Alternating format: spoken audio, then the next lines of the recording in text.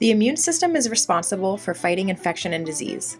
It is comprised of many specialized cell types, all which work together to keep your body healthy.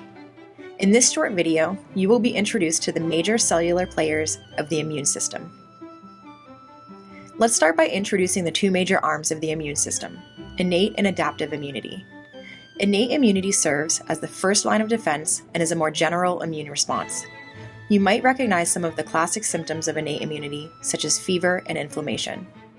Adaptive immunity allows for very specific detection and elimination of pathogens. However, it takes a longer time to ramp up than innate immunity. Importantly, the adaptive immune system provides immunological memory, the ability of our immune cells to remember previous infections and clear them more quickly in the future. All immune cells develop from a single pluripotent cell in the bone marrow, the hematopoietic stem cell. Hematopoietic stem cells give rise to lymphoid and myeloid progenitors, each of which differentiate into a range of immune cell types. We refer to the cells on the top as the lymphoid lineage, whereas the cells on the bottom are classified as the myeloid lineage. The myeloid progenitors also give rise to red blood cells and platelets, although we won't focus on those here. Let's now look closely at the lymphoid lineage. The lymphoid progenitor differentiates into three cell classes. We'll start by introducing B cells. Upon activation, mature B cells differentiate into memory cells or plasma cells. Plasma cells are the immune cells that are responsible for secreting antibodies, an important component of adaptive immunity. Natural killer cells are cytotoxic cells of the innate immune system. They detect virus-infected cells and kill them. T cells arise from a common progenitor. There are many types of mature T cells, but the best known ones, those which we'll cover here, include memory T cells, cytotoxic T cells, and helper T cells. Like memory B cells, a fraction of mature T cells remain in the body as memory T cells to help the body mount a faster immune response in future infections. Cytotoxic T cells recognize antigen, or small pathogen-derived particles, on infected cells and kill them in a pathogen-specific manner. Lastly, upon activation by specialized cells in the body, helper T cells secrete cytokines that boost the adaptive immune response. For example, helper T cells play an important role in B cell activation. Now let's take a look at the myeloid lineage.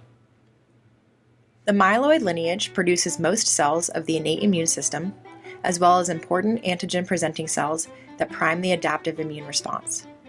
The myeloid progenitor gives rise to neutrophils, which are innate immune cells that specialize in the capture and killing of microorganisms throughout the body, eosinophils, which are a type of granulocyte that releases cytokines to defend against parasites, and monocytes, which further differentiate into dendritic cells and macrophages.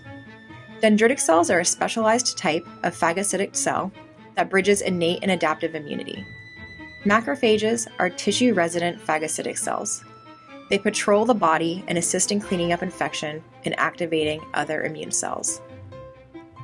Other cells that arise from the myeloid progenitor include mast cells, another type of granulocyte that are implicated in allergy, as well as basophils, which are a less well-understood cell type that is involved in the immune response to parasites.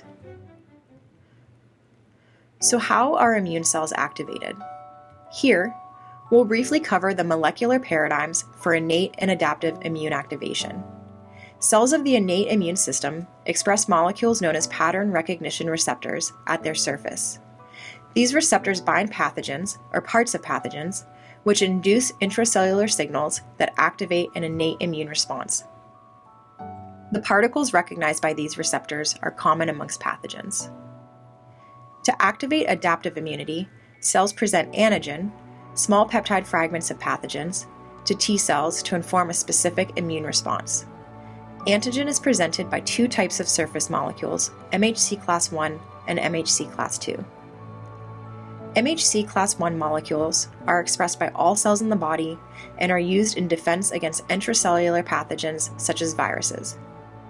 They do this by presenting endogenous or intracellular antigens to cytotoxic T cells. MHC class II molecules present exogenous antigen, which is antigen found on pathogens outside of cells, and activate helper T cells.